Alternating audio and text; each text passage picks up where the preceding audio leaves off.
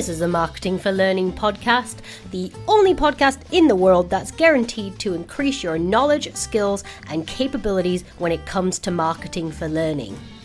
Plus, there's a gratuitous amount of pineapples. You're welcome. Hello everybody and welcome back to the Marketing for Learning podcast.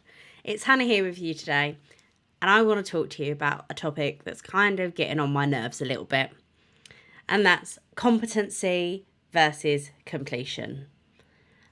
I feel like we have gone back in time and suddenly we all seem absolutely A-okay with completions. They completed it, so our job's done. They did the learning, so we're done, we can move on. You and I both know that completion rates aren't the pinnacle of L&D excellence. If we really care about the job we're doing, and we really care about our target audience, surely we want them to be competent, at the very least, after they've finished our training, our learning intervention, whatever that might look like. Surely we want more than just saying, yep, the box is ticked. And again, it won't surprise you. I think a marketing mindset can really help L&D take themselves away from this obsession with completion rates. So you might be thinking, well, Ham, what on earth has marketing got to do with actual learning outputs? Surely we're just talking about promotion. And actually, if you've listened to this podcast, and what are we on now, like episode 68 or something, if you've listened to this podcast for long enough, you know that marketing's a lot more than just promotion and advertising. If you are thinking about marketing and with a marketing mindset from the very, very start of your learning projects, you will be doing one thing, and that's championing your audience and answering the what's in it for me for them. And by doing that, by having that in mind, surely we will be thinking beyond completion rates. Nobody was ever happy because they completed a leadership training course. Nobody was ever happy because they ticked the box on the project management exercise and they've said, yep, I did 15 hours of training on project management. No, they're happy because they are a better leader. They find it easier to maybe have difficult conversations after completing your training. They know how to manage their teams better after completing training. Maybe they can manage their projects better. Maybe they are better at planning. Maybe better at scheduling their time after completing your training. The completing the training bit is not the end goal. The completing the training bit is the tool, the catalyst to getting them towards their end goal.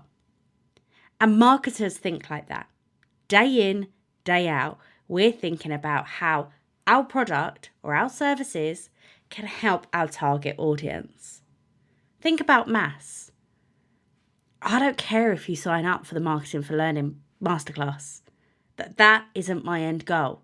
My end goal when people are signing up for our masterclass is that I'm helping you understand how you can use marketing in your organisations to increase learner engagement, get more people involved, help change the lives of the people that are taking your learning interventions. That's what I care about. I love my job and I love this industry because I genuinely see the impact that we have on people. So I don't care. My goal isn't primarily getting people to sign up for that training course. The goal is beyond that. The goal is how we can help you help yourselves. Let's look at another example. Let's think about, away from learning, let's think about Apple. You know, they're my favourite example to use.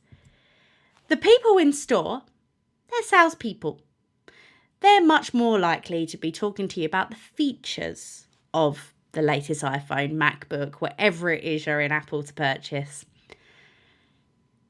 They will get you to hold the phone. Look, it really fits in your hand nicely. Isn't it really light? Oh, it's titanium. Oh, look, it won't break if you drop it. Or maybe if it's a MacBook, look how easy it fits into your bag. All of that stuff, the features. When you look at Apple's marketing, it's much more about the benefits. It's much more about how it makes you feel. Why you should pick an Apple product over an Android product. Why Apple is better than Samsung. They don't say it overtly, but that's what their marketing makes us think. It's idealistic. I want it. Maybe it's because of a status symbol. Maybe it's because of a celebrity endorsement. They're selling you a dream with marketing, because in their marketing, they are more concerned with what you are going to do with their products. I have seen MacBook adverts about creating like the best videos in the world, and actually the software they're using isn't an Apple software. But the technology and the hardware is strong enough to deal with this really phenomenal software. They're selling you the possibilities that are made available after using their product. And that's the way we should be approaching our learning offering. Of course, we need to be aware of completion rates. But you can have 100% completion rate and a very, very, very low competency rate in your organisation. I've seen there's a video going around on TikTok again.